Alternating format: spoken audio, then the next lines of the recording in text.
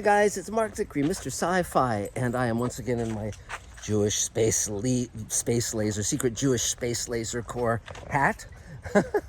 and it is a beautiful day here in Los Angeles. 2 weeks from today will be the Space Command premiere at the glorious Chinese Theater in Hollywood.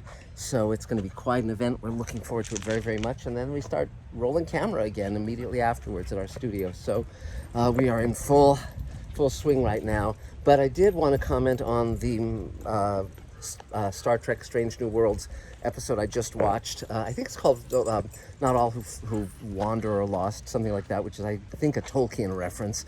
But let me get into this a bit, and let me preface it by this. Some of you know that I was a producer on the 4th season of Sliders, and I was brought in to help get the show on track. And the previous season, every episode seemed to be a movie ripoff of the week. So Jurassic Park was coming out, so they did their Planet of the Dinosaurs episode, and Twister was coming out, so they did their Planet of Tornadoes episode, and so forth. And it was such a lost opportunity. And so I sat down with the other writers on the show, and I said, look, we're not going to do that anymore. We're not going to rip off other movies or TV shows. What we're going to do is stories that are original, that are thoughtful, that basically fully utilize the wonderful premise of this show.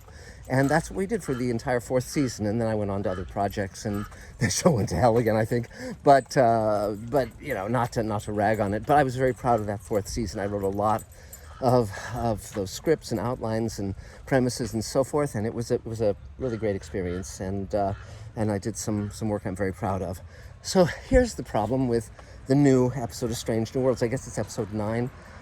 Lost opportunity, because they're doing the exact opposite of what I just said, which is, well, let me describe the plot to you and tell me what you think it is.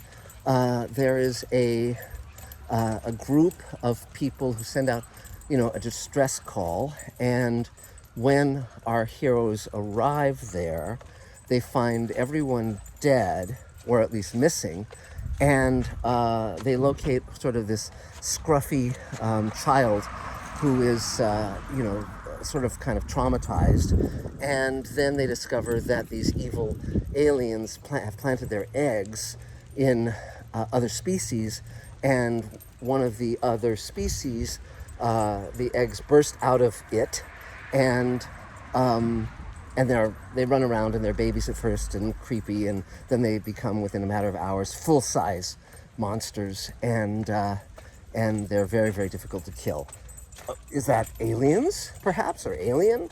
No, it is this episode of Strange New Worlds, which not only rips off Alien and Aliens very, very baldly, to the degree that when Elaine and I saw this little scruffy girl, even before I knew it was an Alien ripoff, we said Newt, which is the name of the little girl in Aliens.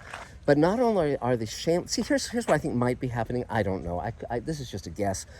It feels like people in their 20s are writing the show. And so to them, I mean, if you were born, 20 years ago or whatever, then aliens seem like things from the dawn of time. And you don't think, well, I'm ripping this off. It's sort of like if you were doing a riff on the Maltese Falcon or, Charles Dickens or something. It's like, no, this is an homage. We're not ripping it off. Yes, you are, because I was an adult when those movies came out. And and so it's a lot more recent to me than it may be to some people. Nevertheless, you're losing an opportunity, because Star Trek has such great possibility to tell stories that have never been seen before. And I was there at the beginning watching the show, and every week it was just astonishing. Stories you'd never seen before anywhere. City on the Edge of Forever, Mirror, Mirror, just on and on. And they were great. And so every time they do a story that blatantly rips off something, it's a lost opportunity. And in this case, that's what they're doing. So not only does it rip off laying eggs in something, and the eggs burst out into these little creatures that then grow, into these fearsome creatures that are killing machines. It also has and these are Gorn, of course, and one of them spits at one of our characters' hammer. And this is exactly like the gag in Jurassic Park, except this is the way they lay their eggs, which is really, goofy. And And so, Hammer dies, and he is in a red shirt, by the way, but I don't think that's the point. The point is we're sacrificing one of our leads, and so that's not just the red shirts dying.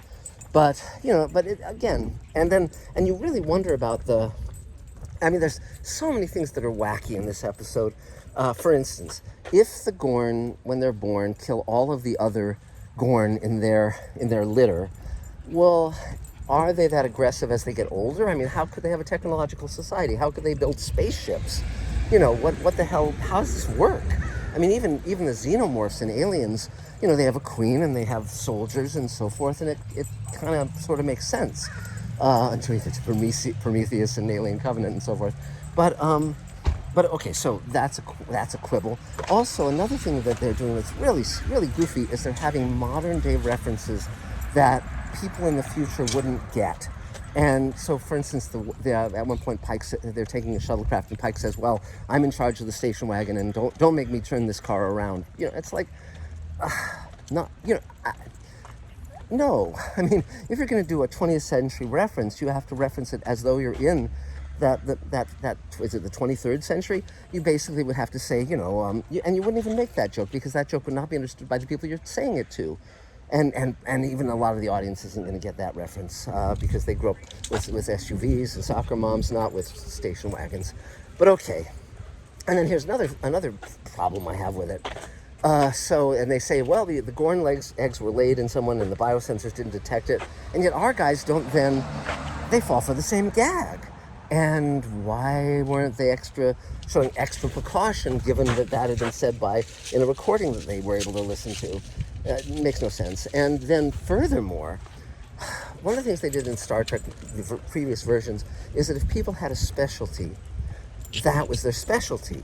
And they didn't mix and match. So for instance, they encounter an alien that speaks a language that they can't decipher. Now I'm going to have to go back and watch this more closely and see if there was a reason why Uhura wasn't in on that. She's paired with Hammer. She's not an engineer. And yet the alien is speaking a tongue that no one can decipher. She should be in on that. She's a linguist. She speaks all these different alien languages. And even if that's an unknown one, there would still be a point to her trying to decipher it, trying to communicate, finding ways. That's what she does. So, it's stuff like that. So anyway, more to come. We'll talk soon. Thanks, guys. Bye.